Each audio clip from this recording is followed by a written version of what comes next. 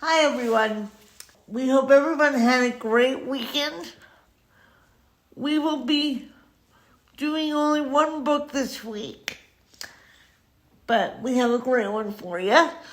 The book is called Pooh and Piglet Go Hunting by A. Milne, in which Pooh and Piglet go hunting and nearly catch a woozle.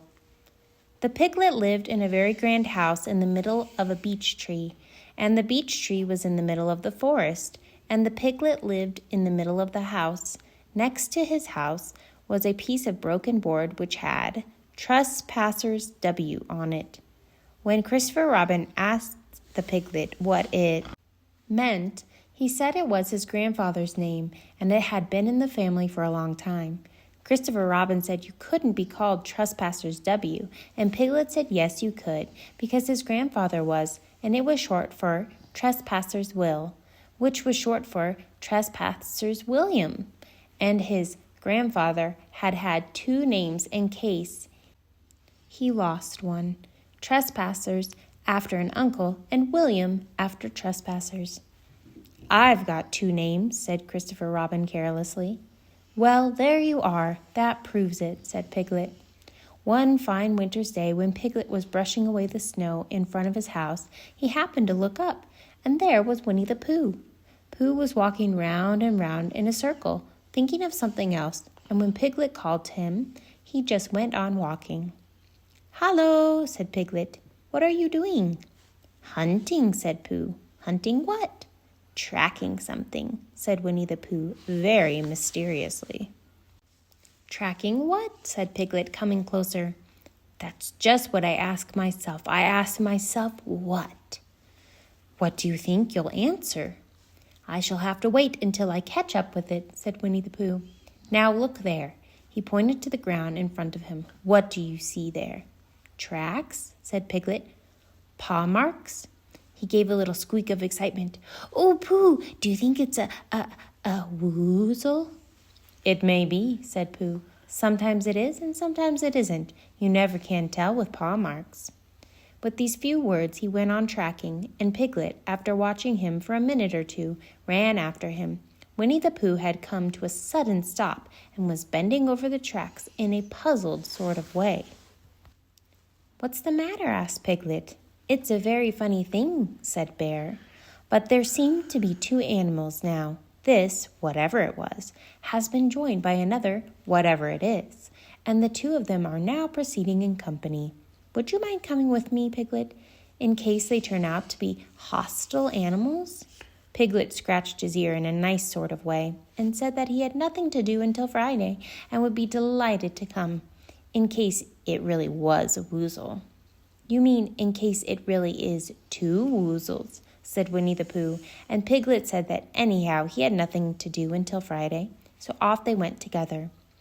There was a small spinney of larch trees just here, and it seemed as if the two woozles, if that's what they were, had been going round this spinney, so round the spinney when Pooh and Piglet after them, Piglet passing the time by telling Pooh what his grandfather Trespassers W had done to remove stiffness after tracking, and how his grandfather Trespassers W had suffered in his later years from shortness of breath and other matters of interest, and Pooh wondering what a grandfather was like, and if perhaps this was two grandfathers they were after now, and if so, whether he would be allowed to take one home and keep it, and what Christopher Robin would say. And still the tracks went on in front of them. Suddenly, Winnie the Pooh stopped and pointed excitedly in front of him. "Look!" "What?" said Piglet with a jump. And then, to show he hadn't been frightened, he jumped up and down once or twice in an exercising sort of way. "The tracks," said Pooh. "A third animal has joined the other two." "Pooh," cried Piglet, "do you think it is another woozle?" "No," said Pooh, "because it makes different marks. It's either two woozles and one as might be Whizzle, or two as it might be Whizzles and one, if it's so it is, Woozle. Let us continue to follow them." So they went on, feeling just a little anxious now in case the 3 animals in front of them were of hostile intent. And Piglet wished very much that his grandfather T.W. were there instead of elsewhere. And Pooh thought how nice it would be if they met Christopher Robin suddenly, but quite accidentally, and only because he liked Christopher Robin so much. And then, all of a sudden, Winnie the Pooh stopped again and licked the tip of his nose in a cooling manner, for he was feeling more hot and anxious than ever in his life before. There were 4 animals in front of them. Do you see, Piglet? Look at their tracks. There, as it were, Woozles, and one, as it was, Woozle. Another Woozle has joined them. And so it seemed to be. There were the tracks crossing over each other here, getting muddled up with each other there, but quite plainly, every now and then, the tracks of 4 sets of paws. I think, said Piglet, when he had licked the tip of his nose too, and found that it brought very little comfort. I think that I have just remembered something. I have just remembered something that I forgot to do yesterday and shan't be able to do tomorrow. So I suppose I really ought to go back and do it now. We'll do it this afternoon, and I'll come with you, said Pooh. It isn't the sort of thing you can do in the afternoon, said Piglet quickly. It is a very particular morning thing that has to be done in the morning, and, if possible, between the hours of... What would you say the time was? About 12, said Winnie the Pooh, looking at the sun. Between, as I was saying, the hours of 12 and 12:05. So, really, dear old Pooh, if you'll excuse me, what's that? Pooh looked up at the sky, and then, as he heard the whistle again, he looked up into the branches of a big oak tree, and then he saw a friend of his. It's Christopher Robin, he said. Ah, then you'll be all right, said Piglet. You'll be quite safe with him. Goodbye.